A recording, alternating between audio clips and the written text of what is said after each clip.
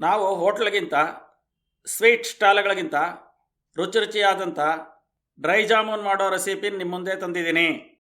ನಮಸ್ಕಾರ ವೀಕ್ಷಕರಿಗೆ, ಶರ್ಮಾಸ್ ಕಿಚನ್ಗೆ ಸ್ವಾಗತ ಸುಸ್ವಾಗತ. ಬೇಕಾಗುವ ಸಾಮಗ್ರಿಗಳು: ಗುಲಾಬ್ ಜಾಮೂನ್ ಹಿಟ್ಟು, ಸಕ್ಕರೆ, ಏಲಕ್ಕಿ ಪುಡಿ ಸ್ವಲ್ಪ, ಕಾಯಿ ಸಾರಿಸಿದ ಹಾಲು, ಚಿಟಿಕೆ ಉಪ್ಪು, ಕರಿಯಕ್ಕೆಣ್ಣೆ, ಕುಂಕುಮ ಕೇಸರಿ 5-6 ದಳ, ಒಣಕೊಬ್ಬರಿ ಅರ್ಧ ಗಿಟ್ಕೋ. ನಾವು 1 kg ಹಿಟ್ಟನ್ನು 3 ಭಾಗ ಮಾಡಿ 1 ಭಾಗ ಹಿಟ್ಟನ್ನು ಒಂದು ಬೌಲಲ್ಲಿ ಹಾಕಿ ಹಾಲಲ್ಲಿ ಕಲಿಸ್ತಿದ್ದೀವಿ. ನಾವು ಗಿಟ್ಸ್ ಅನ್ನೋ ಬ್ರ್ಯಾಂಡ್ ಹಿಟ್ಟು ತಗೊಂಡಿದ್ದೀವಿ. ಪ್ರಮೋಷನ್ ಏನೂ ಇಲ್ಲ. ಈ ಹಿಟ್ಟಲ್ಲಿ ಜಾಮೂನ್ ಚೆನ್ನಾಗಿ ಬರುತ್ತೆ, ಅದಕ್ಕೆ ನಾವಿದು ತಗೊಂಡಿದ್ದೀವಿ. ನೀವು ಬೇಕಾದರೆ ಬೇರೆ ಬ್ರ್ಯಾಂಡ್ ಹಿಟ್ಟಲ್ಲೂ ಕೂಡ ಜಾಮೂನ್ ಮಾಡಬಹುದು. ನಾವು ಹಾಲಲ್ಲಿ ಕಲಿಸ್ತಿದ್ದೀವಿ, ನೀವು ಬೇಕಾದರೆ ನೀರಲ್ಲೂ ಕೂಡ ಕಲಸಿ ಮಾಡಬಹುದು. ನಮಗೆ ಹಾಲಲ್ಲಿ ರುಚಿ ಚೆನ್ನಾಗಿದೆ ಅನಿಸಿದೆ, ಅದಕ್ಕೆ ಹಾಲಲ್ಲಿ ಕಲಸಿ ಮಾಡ್ತಿದ್ದೀವಿ. ಹಿಟ್ಟನ್ನು ಗಂಟೆಗಳಿಲ್ದಂತೆ ಸ್ವಲ್ಪ ಮೆತ್ತಗೆ ಕಲಸಬೇಕು, ನಾದಬಾರ್ದು. ಹಿಟ್ಟು ಕಲಸಿದ ಮೇಲೆ ತಟ್ಟೆ ಮುಚ್ಚಿಟ್ಟು 15ರಿಂದ 20 ನಿಮಿಷ ನೆನೆಯಕ್ಕೆ ಬಿಡಬೇಕು. ನಾವು ಈಗ ಸಕ್ಕರೆ ಪಾಕ ಮಾಡ್ಕೊಳ್ಳೋಣ. 100 ಗ್ರಾಮ್ ಹಿಟ್ಟಿಗೆ ಅಂದಾಜು 300ರಿಂದ 325 ಗ್ರಾಮ್ ಸಕ್ಕರೆ ಬೇಕು. ನಾವು ಒಂದು ಪಾತ್ರೆಯಲ್ಲಿ 1 kg ಅಷ್ಟು ಸಕ್ಕರೆ ಹಾಕಿದ್ದೀವಿ. ಅದಕ್ಕೆ 1 ಲೀಟ್ರ್ 100ರಿಂದ 1 ಲೀಟ್ರ್ 150 ml ಅಷ್ಟು ನೀರು ಹಾಕಿದ್ದೀವಿ. ಸ್ಟವ್ ಮೇಲಿಟ್ಟು ಕಾಯಕ್ಕೆ ಬಿಡಬೇಕು.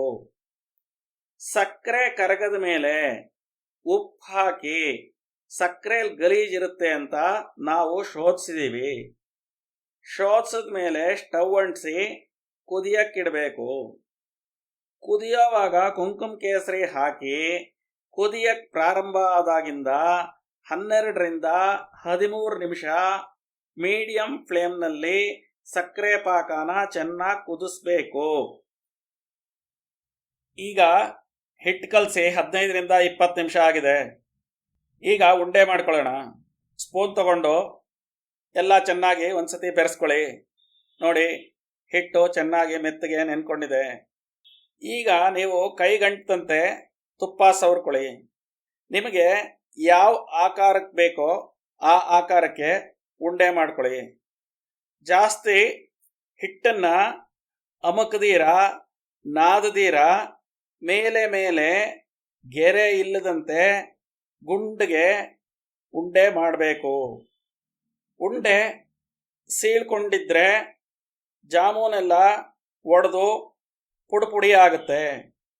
ಉಂಡೆಗಳು ನೋಡಕ್ಕೆ ದೊಡ್ಡ ದೊಡ್ಡ ಗೋಲಿಗಳ ಥರ ನೈಸಾಗಿ ಚೆನ್ನಾಗಿರಬೇಕು. ನೋಡಿ, ಈಗ ಪಾಕ ಕುದಿಯಕ್ಕೆ ಸ್ಟಾರ್ಟ್ ಆಗಿ 12 ನಿಮಿಷ ಆಗಿದೆ. ಸ್ಟವ್ ಆಫ್ ಮಾಡಿ ಪ್ಲೇಟ್ ಮುಚ್ಚಿಡಿ. ಈಗ ಪಾಕ ರೆಡಿಯಾಗಿದೆ. ಈಗ ಒಂದು ಬಾಣಲೆ ತಗೊಂಡು ಎಣ್ಣೆ ಹಾಕಿ ಎಣ್ಣೆ ಕಾಯಕ್ಕಿಡಿ.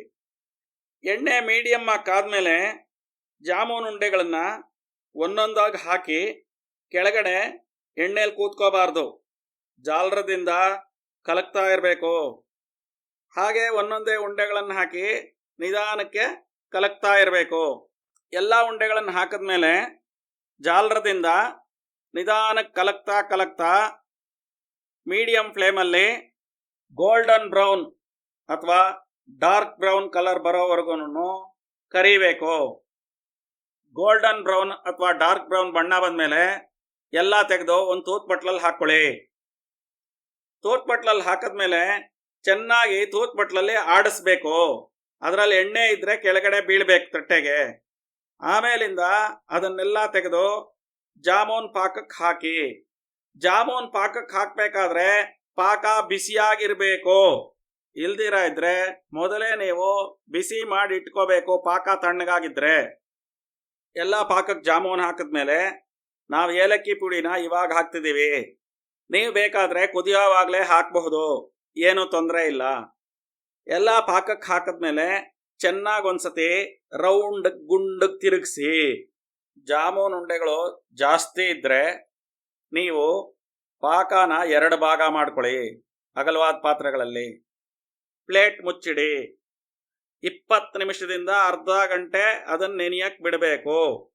ಅರ್ಧ ಗಿಟ್ಟು ಒಣಕೊಬ್ಬರಿನ ತುರಿದು ಮಿಕ್ಸಿ ಜಾರ್ಗೆ ಹಾಕಿ ಪುಡಿ ಮಾಡಿ ಒಂದು ತಟ್ಟೆಗೆ ಹಾಕಿಟ್ಕೊಂಡಿದ್ದೀನಿ. ಪುಡಿ ಸಣ್ಣ ಸಣ್ಣಗಿದ್ರೆ ಜಾಮೂನಿಗೆ ಚೆನ್ನಾಗಿ ಮೆತ್ಕೊಳ್ಳುತ್ತೆ. ಹಾಗಾಗಿ ಪುಡಿನ ನೈಸಾಗಿ ಮಾಡಿಟ್ಕೊಳ್ಳಿ. ಈಗ ಪಾಕಕ್ಕೆ ಹಾಕಿ 20 ನಿಮಿಷ ಆಗಿದೆ. ಅದನ್ನೆಲ್ಲ ತೆಗೆದು ಒಂದು ತಟ್ಟೆಗೆ ಹಾಕಿ, ತಟ್ಟೆ ಒಂದು ಕಡೆ ಎತ್ತರ ಬರೋ ಥರ ಇರಬೇಕು. ಯಾಕೆ ಅಂದರೆ ಪಾಕ ಎಲ್ಲ ಸೈಡಿಗೆ ಸೋರ್ಕೋಬೇಕು. ವಿಡಿಯೋದಲ್ಲಿ ತೋರಿಸಿರೋ ಥರ ತಟ್ಟೆ ಒಂದು ಕಡೆ ಎತ್ತರ ಬರೋ ಥರ ಇಡಿ. ಈಗ ಒಂದು 5-6 ನಿಮಿಷ ಆಗಿದೆ ನೋಡಿ, ಪಾಕ ಎಲ್ಲ ಸೈಡಿಗೆ ಬಂದಿದೆ. ಜಾಮೂನ್ ಪಾಕ ತೆಗೆದು ಪಾತ್ರೆಗೆ ಹಾಕ್ಕೊಳ್ಳಿ.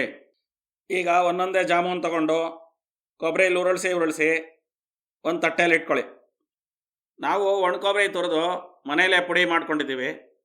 ನಿಮ್ಗೆ ಅದನ್ನು ಮಾಡ್ಕೊಳ್ಳೋಕೆ ಇಷ್ಟ ಇಲ್ದಿರ ಇದ್ದರೆ ಅಂಗಡಿನಲ್ಲಿ ಕೋಕೋನಟ್ ಪೌಡ್ರ್ ಸಿಗುತ್ತೆ. ಕೋಕೋನಟ್ ಪೌಡ್ರ್ ತೊಗೊಂಬಂದು ಕೂಡ ಮಾಡ್ಬೋದು. ಈಗ ಡ್ರೈ ಜಾಮೂನ್ ರೆಡಿಯಾಗಿದೆ. ಒಂದು ಸತಿ ಫ್ರೆಶ್ ಅಪ್ ಆಗಿ ಹಣೆಗಿಟ್ಕೊಂಡು ದೇವ್ರ ಮುಂದೆ ಇಟ್ಟು ದೇವ್ರಿಗೆ ದೀಪ ಹಚ್ಚಿ ಪ್ರಾರ್ಥನೆ ಮಾಡಿ ಸ್ವಲ್ಪ ಜಾಮೂನ್ ಹೊರಗಡೆ ಹಾಕಿ ದೇವ್ರ ಮುಂದೆ ಇಟ್ಟು ದೀಪ ಹಚ್ಚೋದ್ರಿಂದ ಅದು ಪ್ರಸಾದಂತೆ ತುಂಬ ರುಚಿಯಾಗಿರುತ್ತೆ. ನೋಡಿ, ಈಗ ಕಟ್ ಮಾಡ್ತಾ ಇದ್ದೀನಿ. ಈಗ ಕಟ್ ಮಾಡಿದ್ದೀನಿ. ಒಳಗಡೆ ಏನೂ ಗುರುಣೆಗಳಿಲ್ಲ. ರಸವತ್ತಾಗಿ ತುಂಬ ಚೆನ್ನಾಗಿ ಬಂದಿದೆ. ಡ್ರೈ ಜಾಮೂನು ತುಂಬ ಚೆನ್ನಾಗಿದೆ. ಎಲ್ರಿಗೂ ಕೊಡಿ, ನೀವು ತಿನ್ನಿ, ರೆಸಿಪಿ ಟ್ರೈ ಮಾಡಿ. ರೆಸಿಪಿ ಚೆನ್ನಾಗಿದ್ದರೆ ವಿಡಿಯೋ ಶೇರ್ ಮಾಡಿ, ಕಾಮೆಂಟ್ ಮಾಡಿ, ನಮ್ಮ ಚಾನಲ್ ಸಬ್ಸ್ಕ್ರೈಬ್ ಮಾಡಿ.